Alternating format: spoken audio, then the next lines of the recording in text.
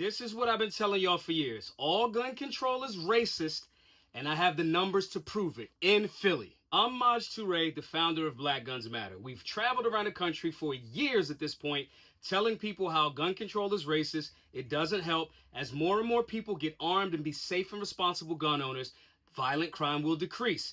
Said it, lived it, did it. Here are the numbers to prove this. Let's check this out, solutionaries. Philadelphia gun permit levels high, but boom slows. Now, let's look further. The latest. As of mid-March, licenses to carry permits had exceeded 4,600 this year for March. The intrigue, Philadelphia saw big declines in homicides and other violent crimes last year. So far, homicides are down 28% compared with the same time last year per Philly Policy's online dashboard. Context.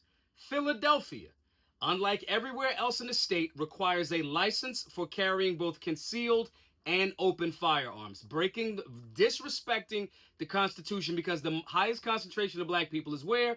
Philadelphia.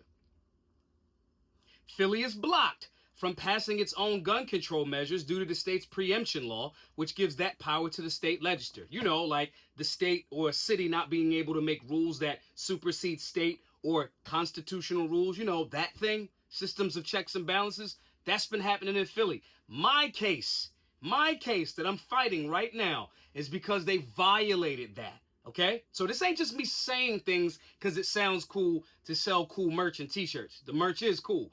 BlackGunsMatter.shop, grab your merch. The merch is cool and all of that, but it's based on a foundational principle. So read a little bit more. Philadelphians flocked to firearms in 2024 as issued gun permits continue to outpace pre-pandemic levels. When I said this with BGM way before, I said this was going to happen. I told y'all all gun control was racist. I told y'all they are targeting black communities, especially violating constitutional rights in these communities because not enough people are involved in the Second Amendment from hoods across America. We said that before. People started homages just because of the pandemic. And now people are getting more guns and getting licenses to carry, outpacing pre-pandemic levels. The big picture. The high interest comes as some experts report more groups with traditionally lower gun ownership rates are embracing firearms. Pat on the back to BGM. Said the same thing in the John Stossel interview. More people getting informed and trained is why this happens. It's not complicated. Now, what will white liberals do when this happens? They're going to lie through their fucking teeth. Ignore the math, ignore the actual data, try to manipulate the statistics. Let's read one of these white liberals. Adam Garber, the gun control group Ceasefire PA, tells Axios that fears over safety in Philly were likely propelling towards guns. Quote, it's very concerning because it means more people are carrying firearms potentially in our communities, and we know that will lead to less safe situations on a daily basis. He's a fucking liar. He's a fucking liar. The data has shown decreases in violent crime. Just like every other place that we've went to across the country for the last however many years. When we did the classes in 2016 only in Philly, violent crime was the lowest it had been since 1969.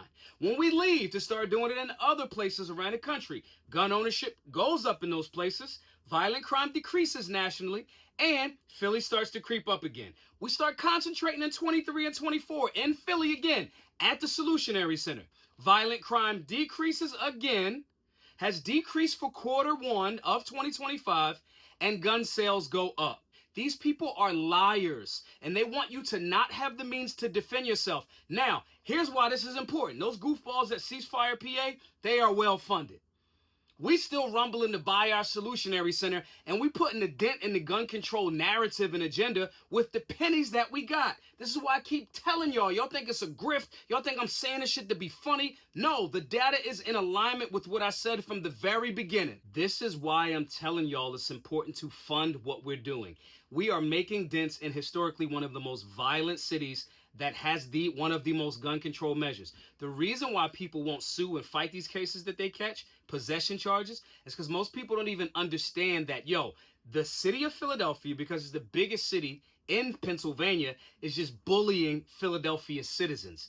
You have the right to keep and bear arms. Pennsylvania is an open carry state. They're charging you $20 to get that license to carry, and it shouldn't even be there. We need people informed. We need people involved on a local level, and we need locations where we can train people. That's what the Solutionary Center is. That's what it's been. And when we buy it, we can do more of the work. Everybody, go over to givesendgo.com/solutionary. We need about 1,000 more donors at the $100 level. Give what you can. Let's buy this building. Let's keep going. Let's keep cutting down on violent crime by informing people and training them to be safe and responsible firearms owners.